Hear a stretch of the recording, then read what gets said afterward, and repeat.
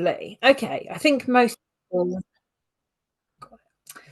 people have made it in from the lobby now, so I'm going to make a start with my little introductory bit. All of you will be on mute and your video will be turned off for the most part. So it's just all of the attention on me. But yeah, feel free to make yourselves comfortable, lurk in the background. Anything you wish to contribute, please do so using the chat function. You should have a little chat box at the bottom of your screen, which will pop up a little thing to the right-hand side. And you can pop your messages in there.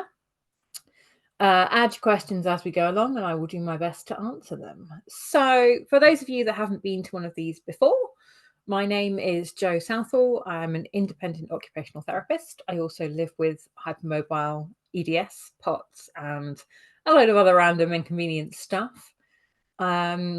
I specialise in self-management strategies, so I will be talking quite a lot about those, but equally signposting to other services, mobility aids, workplace adaptations, pain management, fatigue management. Any questions you've got about living with symptoms, please pop them in the chat and I will do my best to answer them, or at least point you vaguely in the right direction of somebody who can answer them if I can't. So I will dive right in and start with questions and we'll see how far we get through this evening.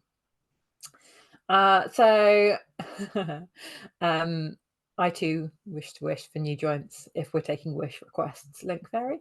Barrier creams for kinesiology tape. Okay, so kinesiology tape, as you can see by my shoulder, I am a semi-regular user of. There are a couple of different barrier creams and sprays. They all work on a fairly similar principle, and that is providing some kind of layer between your skin and the tape. Now, a lot of people who use kinesiology tapes do have some issues with skin irritation with them. So they can be really, really brilliant for improving proprioception, for improving body awareness, for pain management, for encouraging your joints to do what they're supposed to do rather than what they want to do or don't want to do. But, skin irritation is quite a common thing for a lot of people. Now, skin irritation can be for like a couple of different reasons. The first reason is flat out allergic reaction. So if you are allergic to adhesives or tape, particularly if you've got like latex allergies, a lot of like cheaper tapes do sometimes have latex in them. Not often, but it's worth keeping an eye out for that on the ingredients list. If you are allergic, barrier creams can help a little bit, but you are probably still going to be in contact with things enough that it's going to cause a problem. One of the things you can look at doing is wearing compression clothing. Compression clothing provides some of the benefits of kinesiology tape. In absolute moments of desperation, I have used tape over the top of leggings before, which sort of works, but sort of doesn't. If you find that your skin does not tolerate like things like that, barrier creams, although they can be like a bit helpful, may not do enough that you're kind of coping with things long term. So I'm just going to move my light because it's like reflecting in my glasses and it's really irritating. It's a bit better. So with the compression side of things, there are a couple of companies out there who now make custom-made compression garments. Now, these are basically designed to provide all the benefits of compression leggings plus tape, but without them being sticky. So this is one of my demo pairs, the old pairs for me. And it's basically just a pair of Lycra leggings. And the Lycra leggings are single layer, where you just need a little bit of light compression, and then double or triple layer, where you need slightly more support. So if I just lift these up, you can see on the backs of the knees, I just awkwardly arrange that there. It's kind of a cross done there in pink stitching. So what they can do is just basically reinforce areas in a similar way to tape does, but have it stitched into the clothing. And this sort of thing can be a really, really good solution to people who benefit from the proprioceptive boost, but don't tolerate having tape actually stuck to them. So these are from a company called DM Orthotics. You can also get them from JobSkin. Both of these are available on the NHS via Orthotics. So if you think this is the sort of thing that would work for you, definitely check out, a referral to Orthotics. Speak to your GP; they can send you there on the NHS, and you can be fitted for that and have these provided. via NHS orthotists. So barrier creams, it's worth a try, but if you're using tape quite extensively, it may not be enough. The flip side of the allergic reaction side is, I don't have a word for it, but it's basically just that bendy people have rubbish skin and the tape peels off the skin. So what can happen is that if you've got too much tension on the tape, where the tape is anchored to your skin basically pulls. And where it pulls, it starts to do skin damage. So if you find in particular that the end bit of the tape is the bit that's leaving those kind of stripy, peely patterns behind, it may be less to do with allergic reaction and more to do with the fact that your skin just isn't particularly strong. And the way that you're trying to tape puts quite a lot of force against that key area.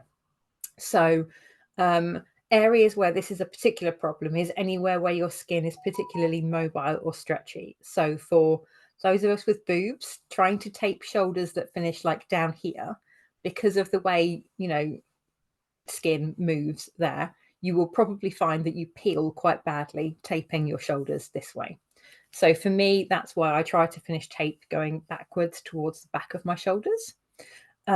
So sometimes it's about adjusting the tension that you've got there as a way to avoid having kind of high tension areas.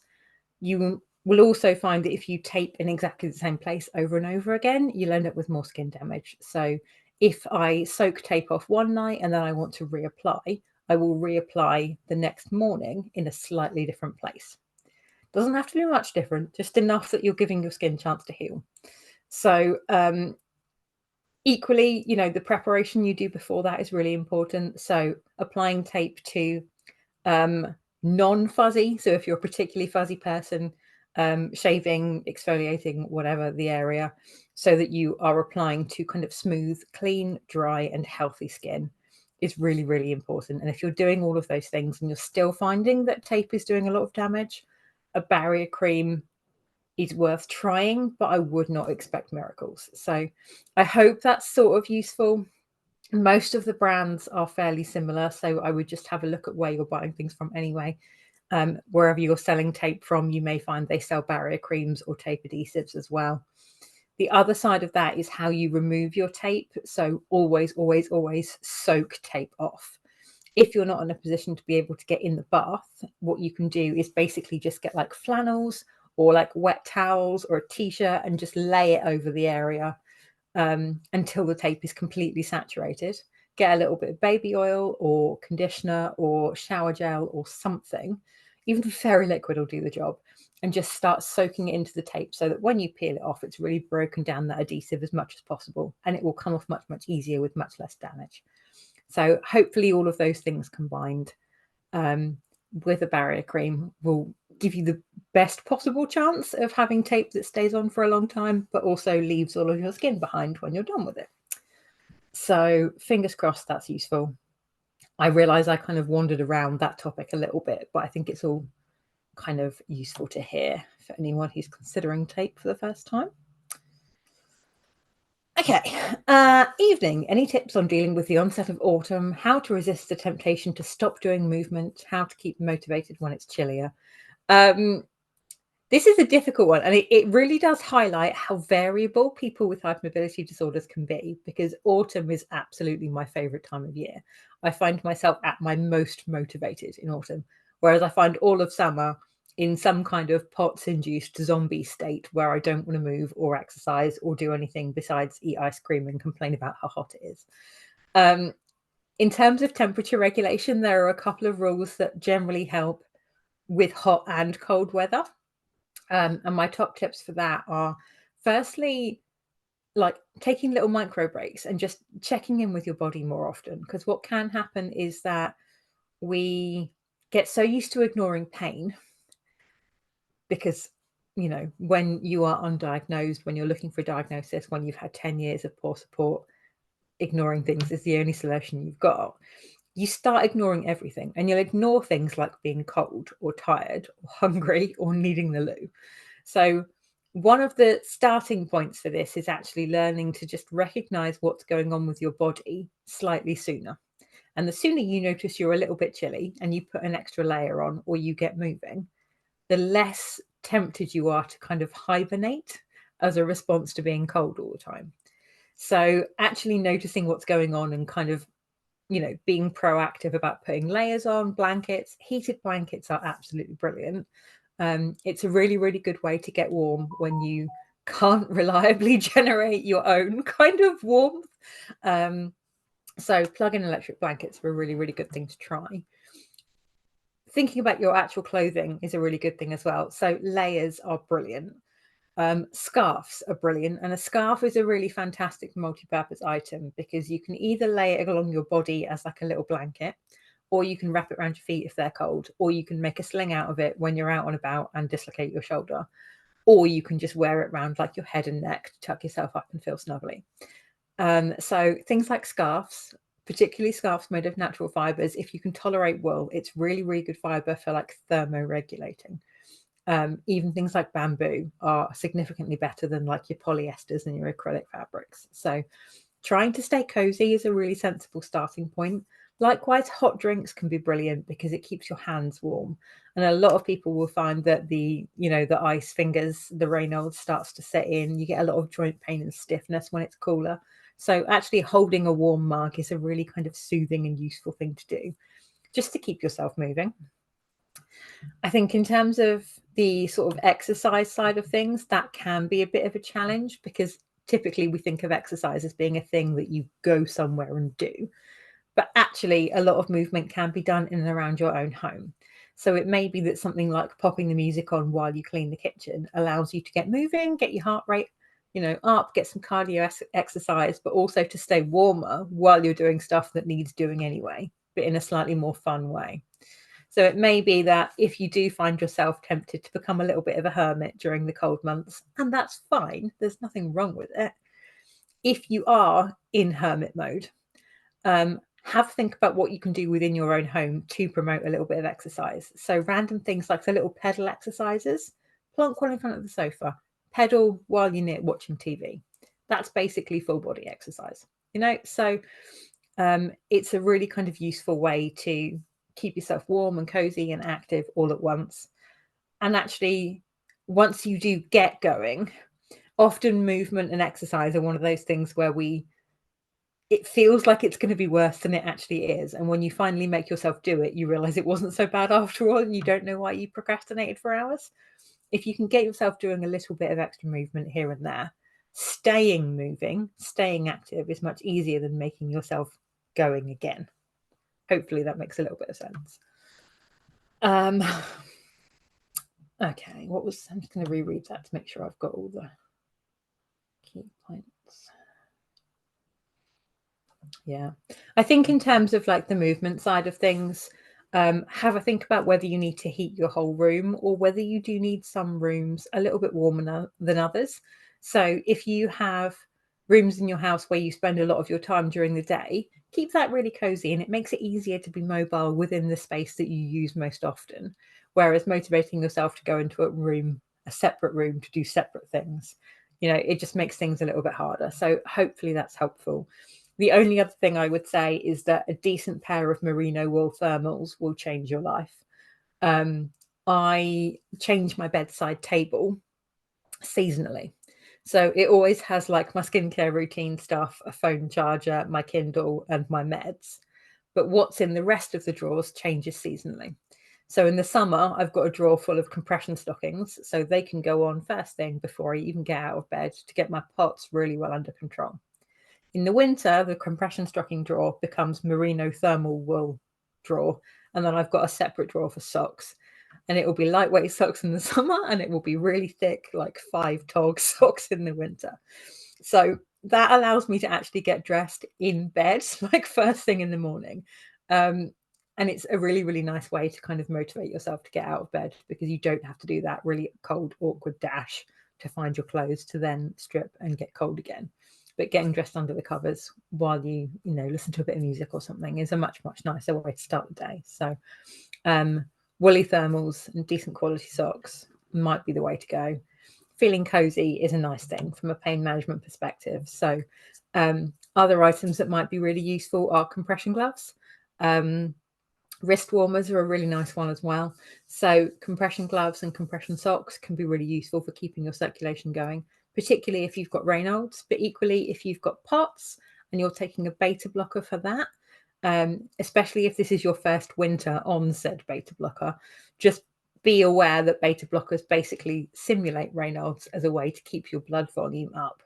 So what beta blockers do is restrict your peripheral circulation. And you may find if you've already got Raynaud's that you get super turbocharged beta blocker fueled Raynaud's in the winter, and you'll get much colder hands. Last year it did get ridiculous for me to the point where I was wearing USB plug-in gloves while I typed, because those are a thing and I definitely recommend them, particularly because while you're out and about you can run them off a power bank that you slip in your coat pocket. So USB heated clothing is the new frontier of snuggliness, and I would encourage you to investigate that a little bit further. Okay. Okie dokie. I would like to know about the different walkers available, as I'm learning to stand at the moment. I have shoulder and neck problems. Okie dokie. So I am a massive fan of the Rollator, which is basically a 3 or 4 wheeled rolling support frame thing that you can lean on, or you can put the brakes on and you can kind of perch, sit on it. I typically prefer a 4-wheel style just because it is a little bit more stable. And it also means that you can get down curbs a little bit more smoothly. Whereas with a 3-wheel one, there can be a little bit of a bump down. If you kind of go down diagonally, it doesn't feel quite so smooth. Rollators like that have an awful lot of social stigma attached to them. They're seen as being kind of an old person thing. And I think that's a real shame, because actually they're brilliant. Like, it's a really, really useful piece of kit. So there are a couple of reasons why it's brilliant. The first one is that if you're using crutches, as an example, every time you take a step forwards, you have to lift your crutch off the ground.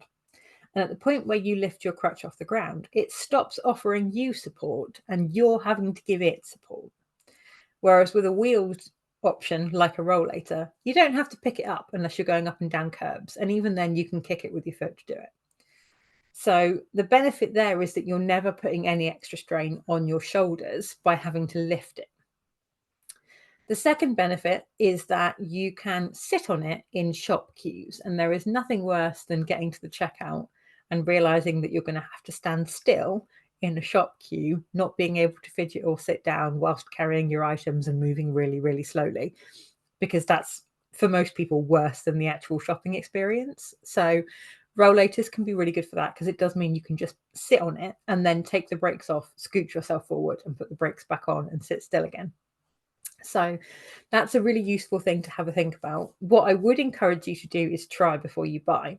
So in a lot of places, there are like mobility kind of superstore type places, mobility showrooms you can go to that will have a really wide range of mobility aids. In places like this, you can try all of the things and see what style works for you. If you are kind of new to the walking situation and you've got upper limb problems as well, you may benefit from a gutter rollator. So these are rollators that have basically extended kind of forearm rest. So there'll be an extra post and then like a plinth bit on top. So when you're using it, you lean the entirety of your forearm on the rollator. The benefit of this is that your body weight is no longer running through your wrists and elbows. It's actually running through kind of your shoulders and your forearms. Because you can adjust the height of these things, you can kind of set it up so that you've effectively just wedged your shoulders in joint, and your weight is distributed really evenly across your entire forearm. And for a lot of people with hand or wrist problems, that makes a huge difference in terms of how much weight you can actually lean on it and still be usable. So gutter rollators are a really, really good option if you're looking for something that does a lot of support, but without compromising your hands, wrists, elbows, shoulders quite so much. There are much fewer options for gutter forearm rollators, but there are some out there. Top Row as a brand is really, really good. They do a lot of options. They do kind of, it's basically an option to convert any of their existing ones into a gutter option when you order. I will warn you now, they aren't cheap. You do sometimes have these come up secondhand. So you might get X demo versions, and then you might get, you might get X demo, you might get secondhand versions that people have used and no longer need because of changes in health, etc. So that can be quite a sensible thing to try. If you can get hold of a secondhand one and then buy new gutter forearms to go on it, you will save yourself an awful lot of money in the long run. So that might be a good way to go about it. But yes, so I think that's probably my best recommendation there in terms of like walker, rollator type things. Anything with bigger wheels is going to be much more accessible in terms of the sorts of terrain you can go on. So if you think you're going to be going on any kind of like rough ground, if you're going to be on grass, if you're going to be on gravel, particularly like gravel car parks, which are basically just traps for people with mobility aids. It's designed to stop us getting anywhere. But yeah, chunkier, bigger wheels on those are definitely a good thing. So don't buy anything that's going to have like teeny tiny little itsy bitsy like skateboard wheels, because you're just going to get stuck on every single surface you come across that isn't tarmac. So hopefully some of that is useful. If you pop your postcode plus mobility showroom into a search engine, I would be very, very surprised if you don't find some kind of showroom you can go and try all these things out for. And the people there will hopefully be able to advise on what would work for you. If you aren't near anything like that, but you do fancy a day out, there is an event called NAIDEX, which happens every year, NAIDEX. And it's a mobility kind of show based at the NEC in Birmingham. And what the NEC does is basically pull together all of these amazing suppliers for all things disability themed and trap them in the same showroom, so you can go around and try stuff and all the different suppliers in one day. The NEC also has mobility scooters you can hire. So if you are looking for mobility aids and you don't know what brand to try and you want to try a lot of them, probably going to the NEC to NAIDEX is the fastest way to get all of the brands in one place. So it's definitely a really, really good show to go to. It is free as well. So hopefully it's the sort of event that is fairly accessible as long as you can travel outside of your own home. It's a really, really lovely event because there's so many disabled people like crammed into one place. It becomes absolutely totally normal to just sit on the floor when you need to or lay down. There'll be a lot of suppliers there who are selling beds. If you speak nicely with them, and I speak from personal experience, if you are very nice to the people from companies who sell beds, they let you lay down if you need a 5-minute break. Because from their perspective, it's good advertising if you fall asleep during the roadshow, I guess. But yeah, so hopefully that's like a useful bit of advice there. Okie dokie, let me have a scroll again.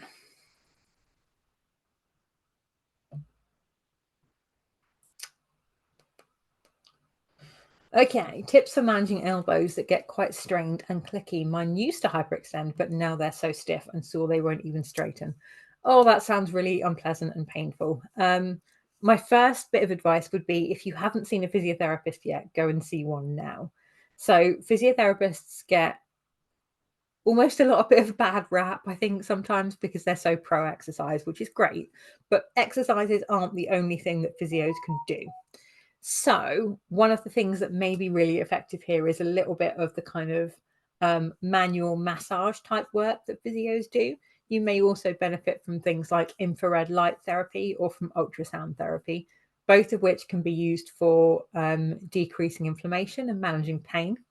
So it may be that getting you back going again before you then look to kind of strengthen everything back up is the best long-term approach. In terms of the stiffness, warmth is probably going to be a useful thing to ease some of that muscle tension. The difficulty with that kind of muscle tension type situation is that when we are seized up, when we're very tense, we don't move naturally, we move awkwardly. And the more awkwardly you move, the more effort your body has to put into it, and the higher your chances of being injured as a result of that are. If you move with kind of poise, as in you are aware of your body, you are prepared for that motion, you're very conscious about what you're doing, you've got nice relaxed muscles, but you're kind of still ready to motion, you increase your stride length, you move more naturally, you are less likely to kind of carry pain around with you, that kind of thing. We've probably all had them. Back injuries are a key one for this. If you've had a bad back injury and it's like seized you up, it's really, really common to end up with hip, knee, shoulder, or some other kind of pain as a result of that, because of how you've been moving to protect your back. So one of the issues with that kind of muscle tension, yes, it is protective, but at the same time, your body doesn't know that that's not actively helpful. So your body's following instructions for how it's supposed to protect that joint.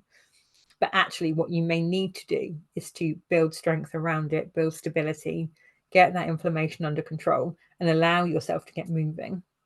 And to do that, you may find that offering a little bit of external support is useful in combination with the exercises. So something like elbow compression sleeves can be really, really useful, because it does retain all that nice warmth and that heat, and that helps your muscles to stay kind of relaxed and supple. And it also is really, really useful for, managing pain. So compression sleeves might be a useful thing to try. Kinesiology tape can be used for elbows as well.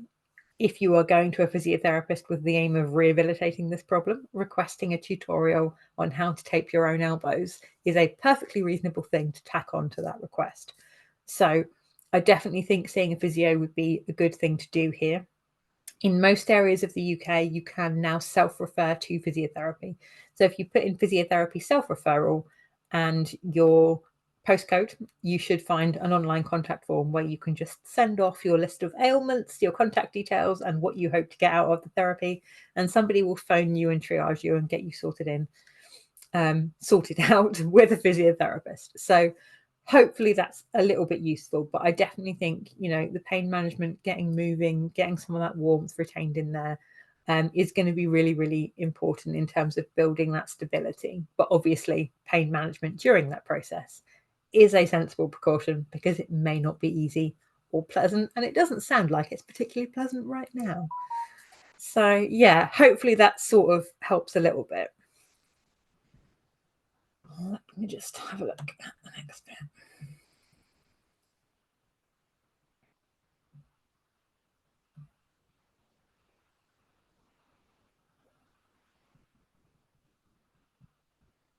The other consideration, I think, for elbows is to have a think about what activities you do during the day if you notice anything that causes pain on a particularly regular basis, because it may be that there's something you're doing on a regular basis that is aggravating those joints.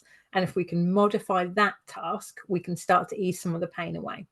So maybe keeping like a symptom diary of just what you were doing when you noticed the pain was particularly bad.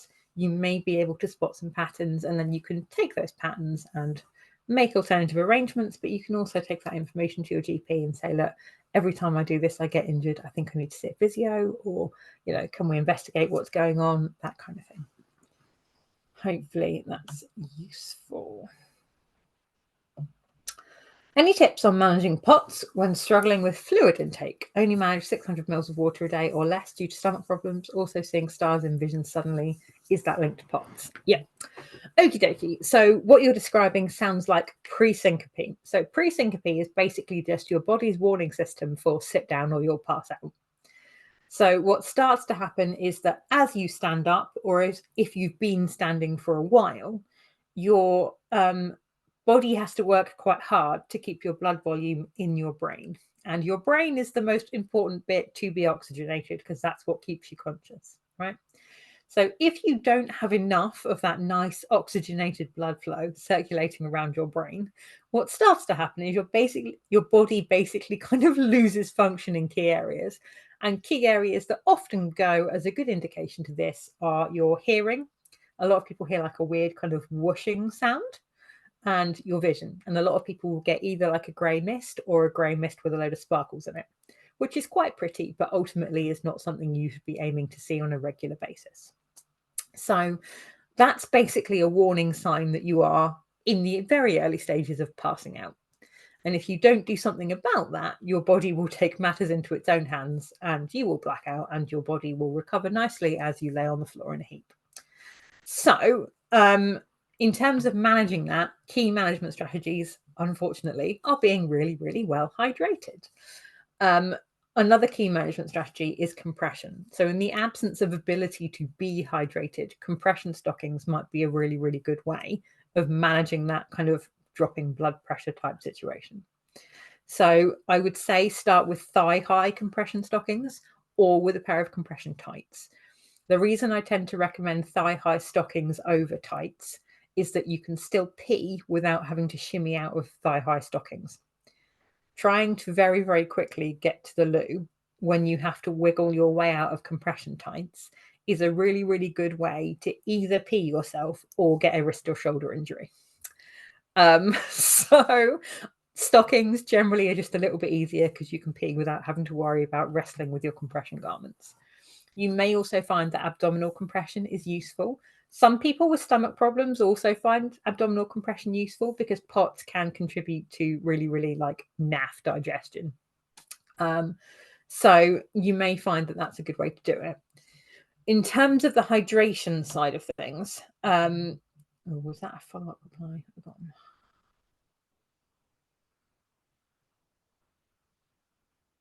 Okay.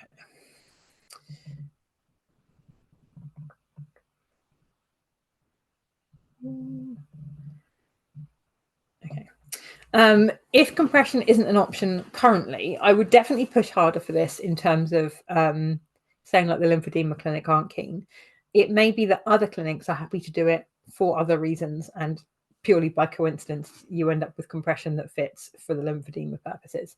I do think it's really, really important for some kind of compression to be available. It may be something as simple as just pulling tubey grip on from ankle to thigh.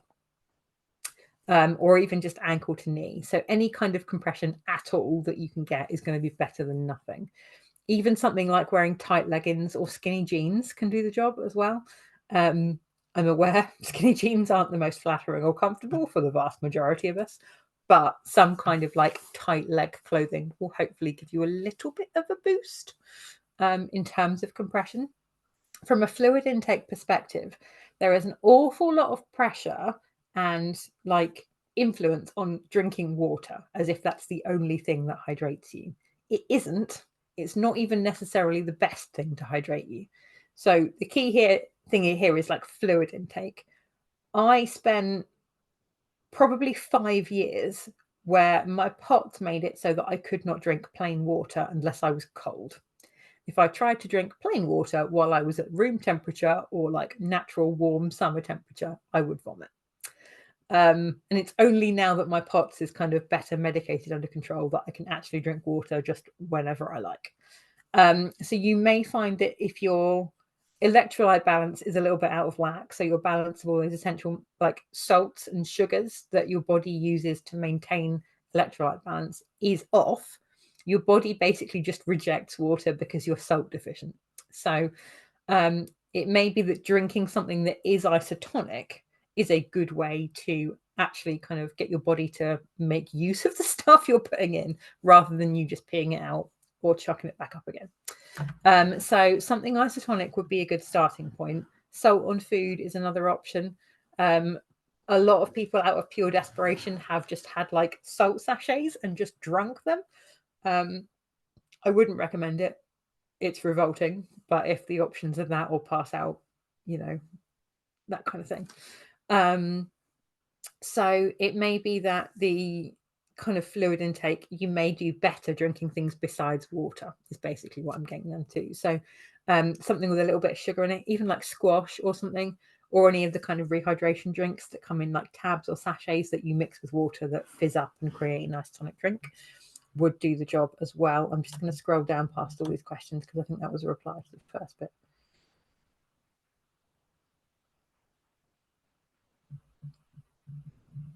Okay, compression garments. Yeah. So the compression garments from a POTS perspective, what you're looking to do is to basically squish your blood volume out of your feet and into your brain. So if you're the sort of person who, when standing in the shower, notices that their feet turn purple, that's blood pooling. That's all of the blood that should be circulating around your body, basically just sitting in your ankles because your body is rubbish at getting it to go back up again. So compression can be really useful from that perspective so that you aren't kind of fighting against the fact that all of that nice, useful oxygenated blood is not making it as far as your brain. So hopefully that makes a little bit of sense. But yes, hopefully, you know, there are other reasons for compression, which I might come on to in a little while as well. Yeah, sorry, there's so many questions. I have to scroll a really long way to find things now.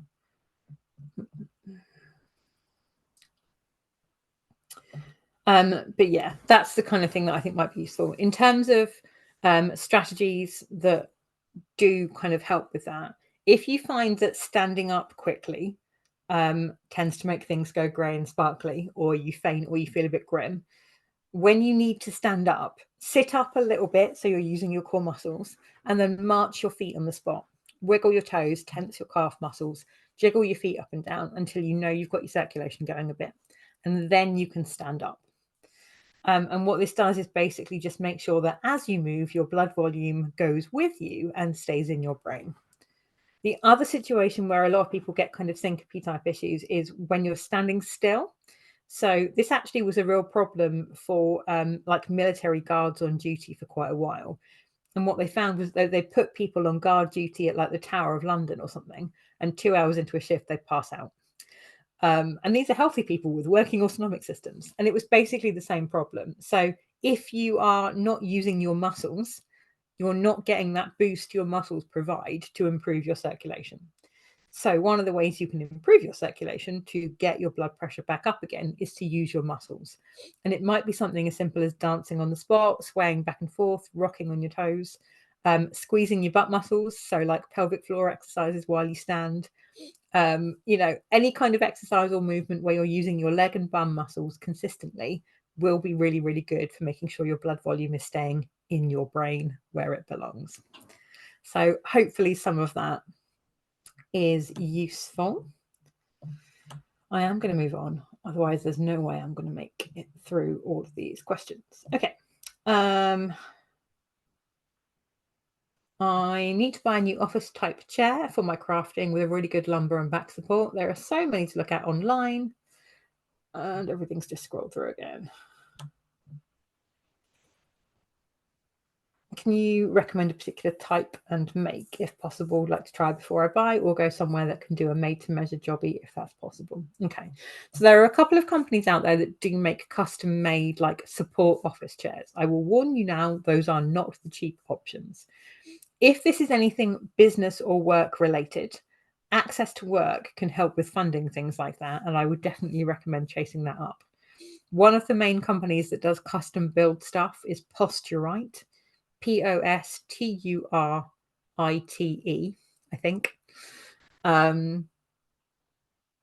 Posturite basically do a load of different kind of options around what you need in terms of support, but also what adjustability is built into a chair. The difficulty with chairs, very much like mattresses, is that every single person on the planet is going to have a different preference in terms of firmness, in terms of your skeletal alignment, how you want to lay, what kind of support you want. So I could build you the best chair possible, and then I would sit in it and think it's horrendous, which from an OT perspective means that I basically can't go, buy this, it'll be really helpful, because there's absolutely no way for me to predict what will do right for you or not. You do just need to sit in them. So unfortunately, that's a really, really difficult area to advise on. There are specialist occupational therapists out there who do pretty much nothing but seating. I am not one of them. So I'm really sorry, but I don't know that I can advise any further than to just get in touch with Posturite and have a go. If you can find yourself somewhere to have a sit in a lot of chairs, that would be sensible. My only other recommendation would be to check out gamer chairs. So hardcore video gamers have the best furniture options available because they need to be able to just sit for extended periods of time without worrying about being uncomfortable. One of the things that they've got really, really good at is making reclining office chairs with like retractable footrests. So gamer chairs are, from like a generic rather than a custom build market, are some of the best generic chairs out there. They all look like they've been pulled out of race cars from a design perspective, but they are very, very comfortable. So checking out like gamer style office chairs might be a sensible thing to do if you decide that going down the very expensive custom build route isn't the right way for you. But definitely, if you can find any kind of office supply type stuff, I would definitely go and try them before you buy them. So sorry, I can't really advise any more than that.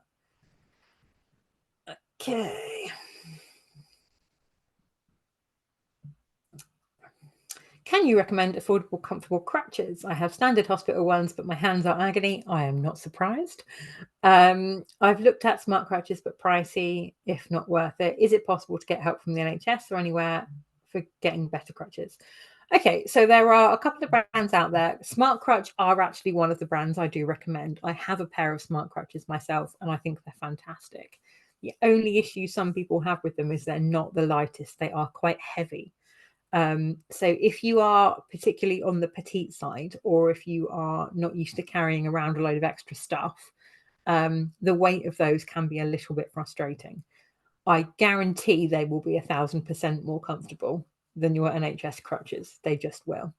I genuinely, honestly believe that the NHS gives out uncomfortable crutches to increase the chances that people will bring them back because they don't want them anymore. They're horrible.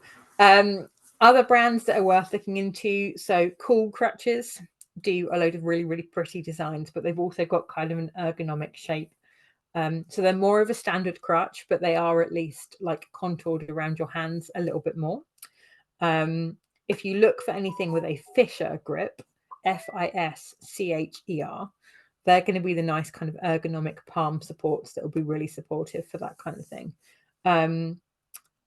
Who else does crutches that might be worth recommending?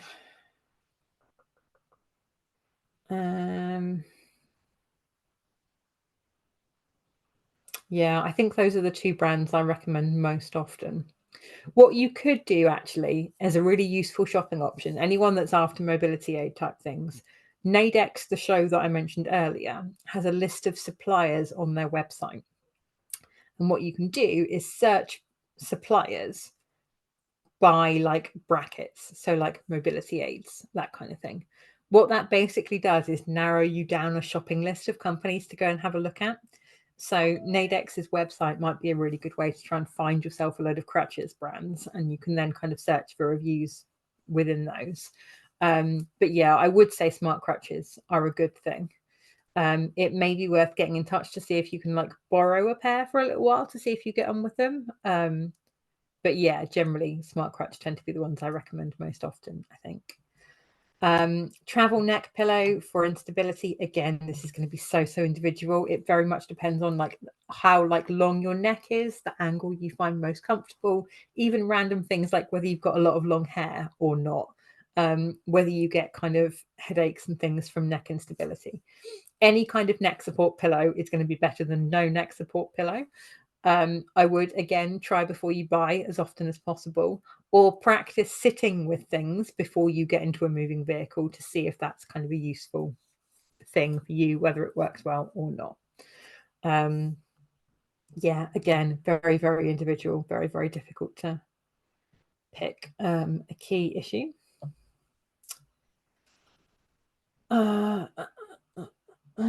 Shoulder stability. Okay. Quite a wide-ranging topic to look at there. Shoulder stability. I think instability-wise, physiotherapy is always my first recommendation. And I would find a shoulder specialist physio specifically. So Royal National Orthopaedic Hospital, Stanmore, have a specialist shoulder rehab unit. You can see some of their physios privately as well as on the NHS, I believe, but shoulder specialist physios are a thing. The other thing that might be worth looking into is kinesiology tapes, but also things like getting referral to orthotics to look at shoulder bracing. The majority of shoulder braces out there are unisex, which basically means they were designed for men, but they don't want to limit who they're selling them to. The difficulty with that for anyone with boobs is that the straps tend to run across your chest and cut in all kinds of areas you don't want things cutting in with. There are some shoulder braces on the market which are really good for shoulder stability. There are also shoulder braces on the market that are really expensive. So I generally recommend going to orthotics and getting the NHS to pay for things like this because that is what it's there for. So yeah, definitely physiotherapy referral would be my first port of call, compression clothing, kinesiology tape, and then referral to orthotics if you're doing all of that and you're still having shoulder instability issues. Bracing isn't something you can just wear all of the time because your body will decondition if you splint constantly. But in the meantime, it's a useful way to reduce your injury frequency. Physio is brilliant, but if you are injuring yourself constantly, you're not going to make any progress until you can stop those injuries and then start building muscle and reducing inflammation. So we can do something called activity splinting, which is where you basically look at tasks or activities that on a regular basis cause you a lot of problems, and you splint specifically for that task. So using myself as an example, lifting saucepans causes me injuries on a regular basis. So I now preventatively wear wrist braces when lifting saucepans to make sure I don't get injured. That doesn't mean I wear wrist braces the rest of the time. So hopefully that makes a little bit of sense. In terms of the physio side of things, it can be a bit of a long wait. COVID did not do the NHS any favours in terms of waiting lists. It may be worth getting in touch and asking them if there's anything you can do in the meantime, because obviously having your arms fall off is hugely inconvenient. But in the meantime, like compression clothing and kinesiology tape would be a good thing to try. There are an awful lot of kinesiology tape brands out there that actually have like YouTube channels attached to the brand, and they show you how to apply the tape or how somebody else can apply it to you, like a tutorial you can follow. So that might be a sensible thing to try in the meantime to hopefully get you some relief. But I would also start keeping a check on things that are causing injuries and see if you can modify those tasks to reduce how frequently you're getting injured. And I hope physiotherapy referral comes through quickly. So fingers are crossed.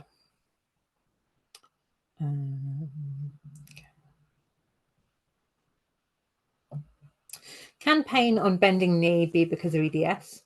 This is a recent problem and now means I can't use... Oh, why does it keep doing this? Roll.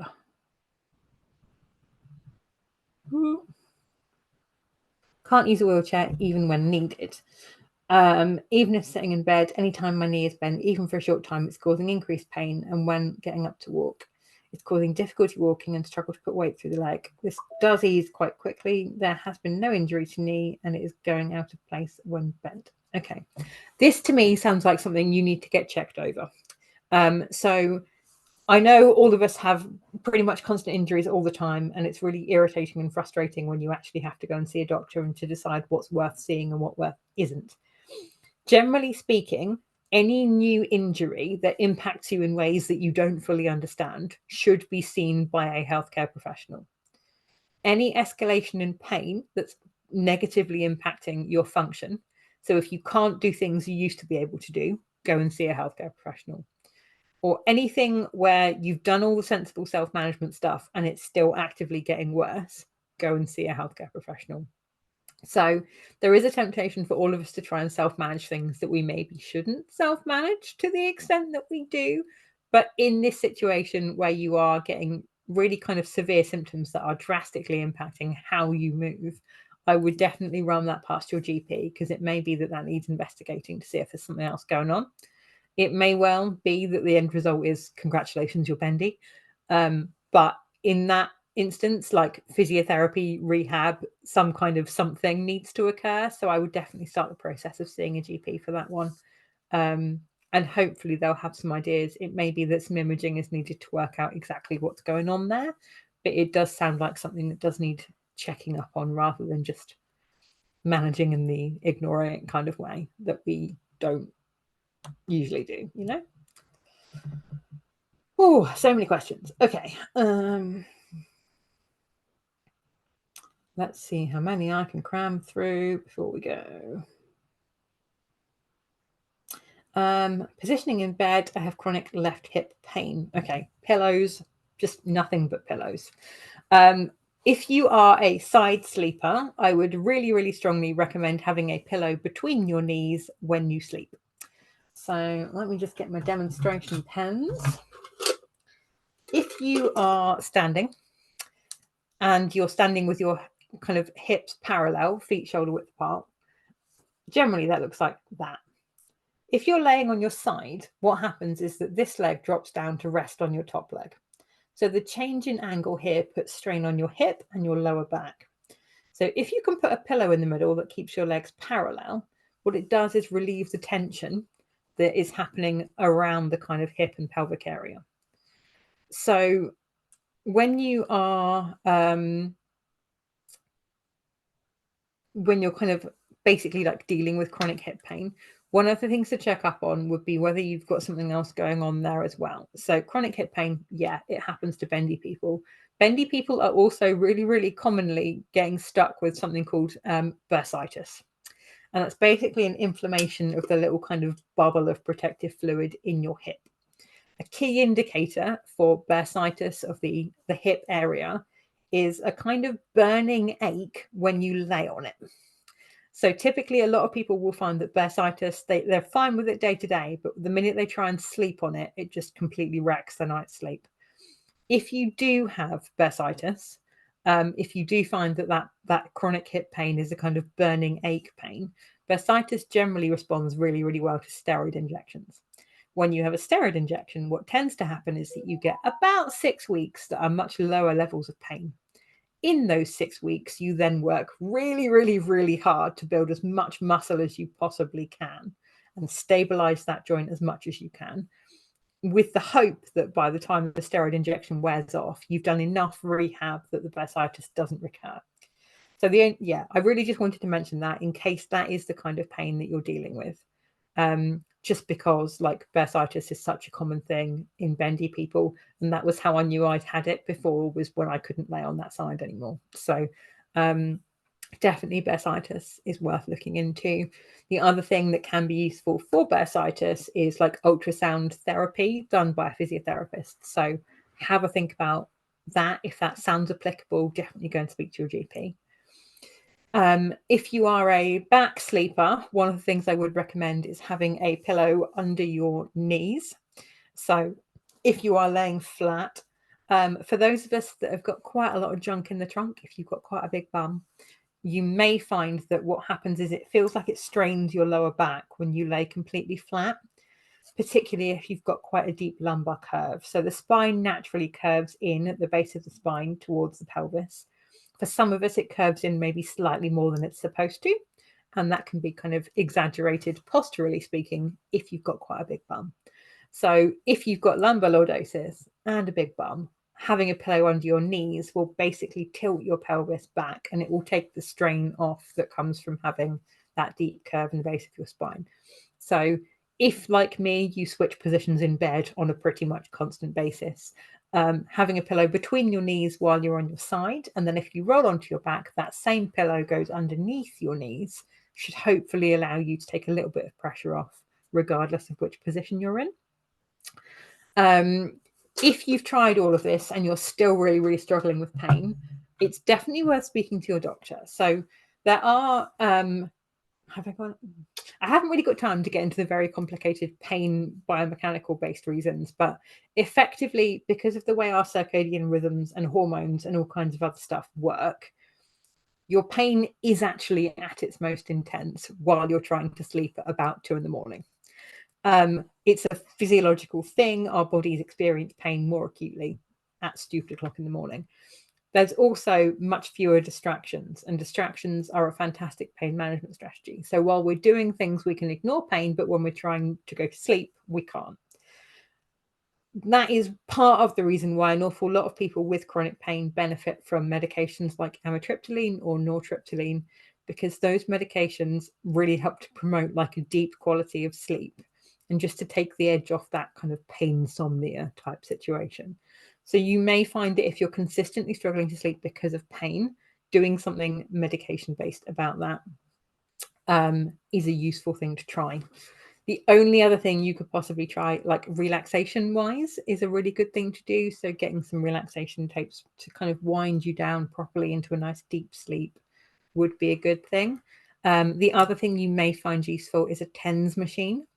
So TENS, transcutaneous electrical nerve stimulation, is basically just battery-powered electric pain relief. What it basically does is give you a kind of tingly, fizzy sensation.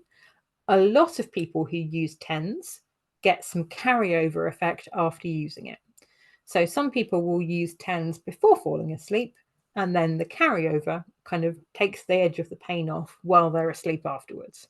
So that's sometimes worth a good try. Just as you're kind of winding down in the evenings, whack your TENS machine on, really get your pain levels nice and low, get really relaxed, get really comfortable, and then you can take your TENS off and just drift off to sleep with a nice relaxation tape in the background, hopefully. But generally speaking, I think if the pain is really, really getting to you, it's really ruining your sleep quality, do go and speak to your GP, because I think a lot of us have a tendency to just put up with pain when actually we could, very easily be kind of getting some relief with that. So yeah, pain relief during the night is a really, really sensible use of as needed type pain relief. And it's also a really sensible thing to consider things like your amitriptylines and your nortriptylines as well. TENS machines, where can you use them? You can use TENS pretty much everywhere. The exceptions being, I wouldn't put it on anywhere genital, just personally. I don't think you can use it if you're actively undergoing cancer treatment.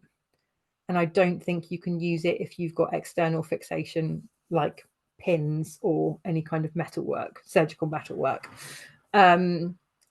Those, as far as I'm aware, are the only kind of exclusions for TENS. You can get different sized electrodes for different things. So a couple of years ago, I had really, really horrendous dental problems that required surgery, and then the recovery was horrendous. And I had tiny little TENS electrodes that I kept stuck on my face, and I ran TENS 24/7 for a week and a half, just because I couldn't function otherwise.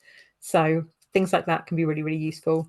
Surgical catheters and tubes, I think TENS is fine, but I would check with your kind of like, if you've got like a tube nurse, like specialist nursing team, anything like that, it may be that there is a safe distance around things like tubes, because a lot of they're like non-conductive materials anyway. I think it is just like temporary surgical metalwork that's the problem with TENS. Yeah, I think that's the main kind of exception. Even then, I think a lot of this is probably TENS companies are saying it's not safe. It might be safe, but we haven't proven that it's safe. So I would definitely, that's something to bring up with your team when you're doing consultations for whether tube feeding and things are right for you. It may be that as long as you don't have a TENS electrode stuck right next to your tube site, it's fine. I wouldn't like to say without double checking, and I would run that past your team. But I don't think it's a problem. I've certainly known people who've got like NG tubes who've used TENS at the same time, and that's been fine. So yeah, that's an interesting question. I'm going to have to look into it. Okay, we have run out of time already, and I cannot believe how many questions I've not got through yet. What I'm going to have to do is just write all of these down.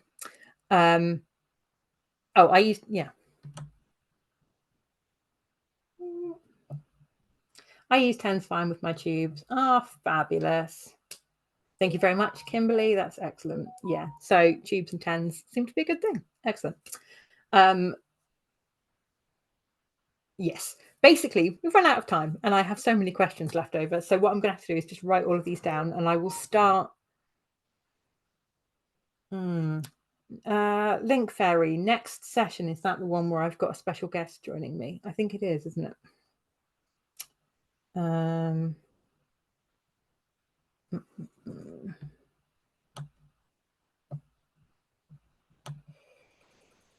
Yes, so next time I have a special guest joining me. I have the wonderful Jeannie Devon, expert in all things movement related, as my special guest. So it will be kind of like a one-off special type scenario thing. So what I will probably do is save these questions for the next one after that, and I will start that session with all of the ones that I haven't covered here today. Just because, makes the most of Jeannie while she's here, because, her wonderful brain can help us solve all kinds of other problems. So hopefully that's okay. I hope this has been a really useful evening for everyone. Please do come back every month. Next month, special guest is Jeannie. So have a think about any kind of movement related questions you might like to ask while she's here.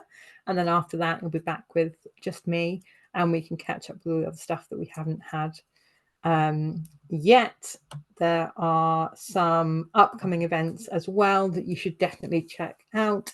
There is a webinar coming up with the amazing Dr. Jessica Eccles, who is just a fantastic all-round human being, and knows so much about kind of neurodiversity, how the brains work, particularly bendy brains, and that's definitely worth checking out. So do have a look at the HMSA website in the events section. If you have questions that you'd like to ask in the future and you aren't comfortable putting them in chat, please do feel free to message either the HMSA or me. I am JBOT Jo Southall on Facebook as my Facebook page, so you can reach me there as well. But yeah, I hope it's been a really useful session, and I will see you all next time. Enjoy the rest of your evening. Bye.